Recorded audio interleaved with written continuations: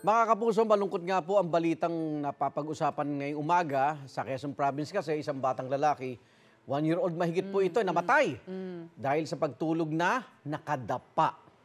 At kwento ng nanay, alas 8 ng gabi ng June 21 nang pakainin niya ng kanin at sabaw at 1.5 taong gulang niyang anak. Dumede din daw ang bata bago natulog bandang alas 9 ng gabi. Hating gabi, nagising ang nanay at ng kanyang itihayang anak, hindi na raw gumagalaw ang bata at nag-iba na ang kulay ng labi. Sinugod ang bata sa ospital at pag-alaman po na maraming likido at pagkain ang napunta sa kanyang baga. Aspiration pneumonia ang kinamatay ng bata base sa death certificate. Nalunod daw sa sariling suka ang bata dahil sa pagtulog ng nakadapa. Kaya paano maiwasan ang ganitong pangyayari? Yan po ang ating ikokonsulta dito sa UH Clinic.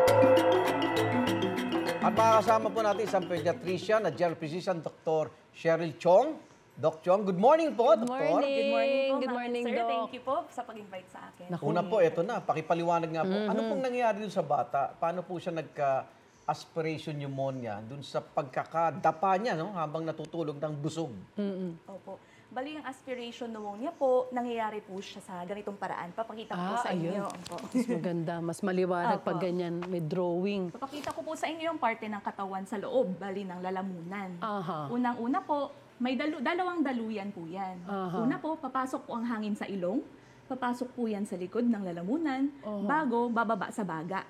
Yan ang normal po. Okay. Ang pagkain naman, papasok po sa bunganga, tapos sa lalamunan, at papasok sa tiyan. So, dalawa pong daluyan yan. Ang nangyari po sa bata, na-report po sa news, ang laman ng tiyan, unang-una, umakyat po sa lalamunan, at tumawid po sa kabilang, kabilang side po, yung kabilang tubo, at pumasok sa baga. So, pag nangyari po ito, ang pagkain, magbabara po sa daluyan ng hangin. At yun po ang nangyari po. Teka, bakit babalik yung pagkain paakyat? Opo. Ang normal kasi po na tao at mga bata, may tinatawag dito na epiglottis. May nakaharang po dapat dyan. Para kung may sinuka man na pagkain palabas, lalabas po yan sa bunganga. Pero ang nangyari po sa kanya, mukhang ito po ang humina. At tumawid po ang pagkain. At Iba naman yan sa parang acid reflux. Kasi di ba minsan may yun yung parang takip? Yes po. Yung reflux nga po yun po ang prosesong nangyari. Kaya umakyat, nag-reflux ang laman. Yung pagdapa ba sa pagtulog, may epekto dun? Para mawala yung bara na yun? Opo. Bali po, sa mga pagsusuri ng mga eksperto po ngayon, ang mga batang less than 1-year-old, sila po ang mas at risk, ang mas mas delikado sa ganyan. So tulad nitong baby natin, pag nakatapa siya, for example, ganito po siya matulog, may tinatawag kami na mga pediatrician na Sudden Infant Death Syndrome, SIDS, SIDS. Opo. Pag ang mga babying ganito, natutulog ng nakatapa, malaki ang tsansa na bumaba ang kanilang oxygen sa katawan. At pag may pagkain man na pumasok sa lalamunan man, umakyat sa tiyan, o kaya nagdedede, malaki rin ang tsansa na hindi siya nakakalunok ng maayos.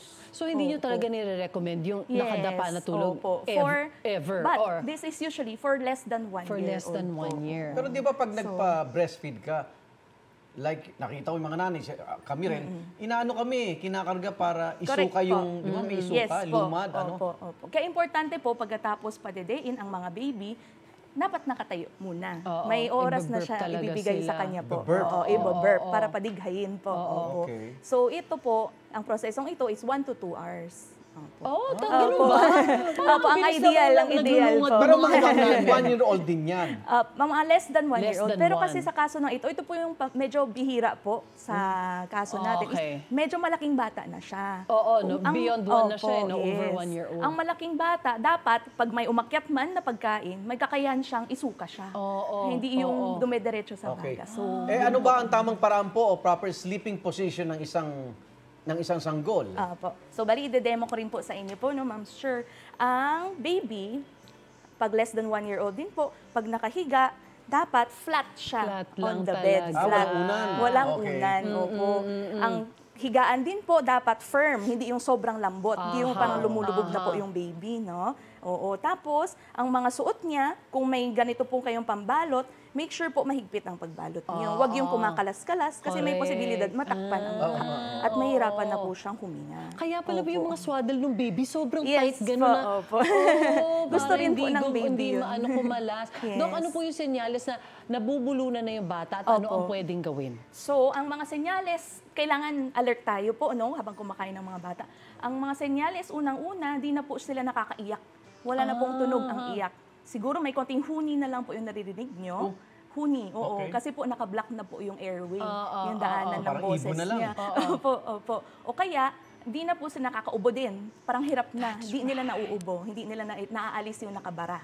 Ano pa po? Yung mukha nila parang shock, natatakot o nagugulat Oh my yung mukha. God. Oo. Anong gagawin doon Same. pag ganun? Opo. So, ang gagawin natin, una-una, huwag magpanik. Oo. At pangalawa, may paraan po yan sa different age ng bata. That's Opo. Unang-una for babies, less than 1 year old. Aha.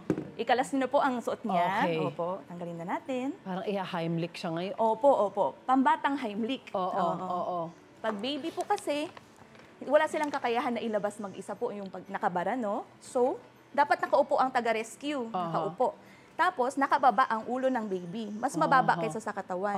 So, dalawang steps po ito. Una, abdominal thrust. Parang CPR. Ganito po ang mga daliri. Itutulak po ang dibdib pataas.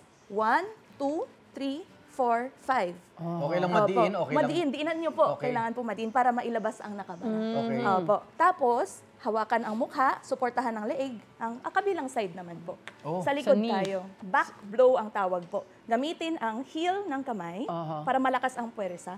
1, 2, 3, 4, 5. Saan part sa batok? Di po. Sa Sa gitna dibdib. po Sa ng Okay. shoulder. Sa gitna ng mga shoulder blade. Always remember, dapat mas mababa ang ulo sa katawan. Oh, 1, okay. 2, 3, 4, 5. Paulit-ulit lang po ito. Hanggang marinig mo nang umiyak ang 1, 2, 3, 4, 5. Yes. 1, 2, Wow. 3, 4, 5. Marami Alam tayong mo, malilipas yan. napakahalaga. Oo nga, thank you so much, Doc. Yes Kasi po, ma'am. these are the things na parang nagkakaroon ng pamilya yung mga tao. Tapos Yes hindi nila po. naisip pa minsan na maganda na mag-aral nga naman ng mga first aid in case na mangyari itong mga Yes po, bagay na ma'am. ito. Opo. Tinuturo po ito sa basic life saving po natin. Oo, thank Opo. you. Ay, maraming Thank you. salamat, Doc Cheryl, sa mga impormasyon binahagi mo sa amin. Ang dami yung mga batang ama ngayon nandito sa amin, sa cameraman, mga Opo. Na hindi para pa alam nila. Oo. Sana Yan, nakatulong po sa inyo na mga kapuso, no, sa ating mga magulang, yung Oo, binigay na napaka-important. tip ni Dr. Cheryl. Wait! Wait! Wait lang! Huwag mo muna i-close. Mag-subscribe ka na muna sa GMA Public Affairs YouTube channel para lagi kang una sa mga latest kwento at balita. I-follow mo na rin ang official social media pages ng Unang Hirit. Thank you. O sige na,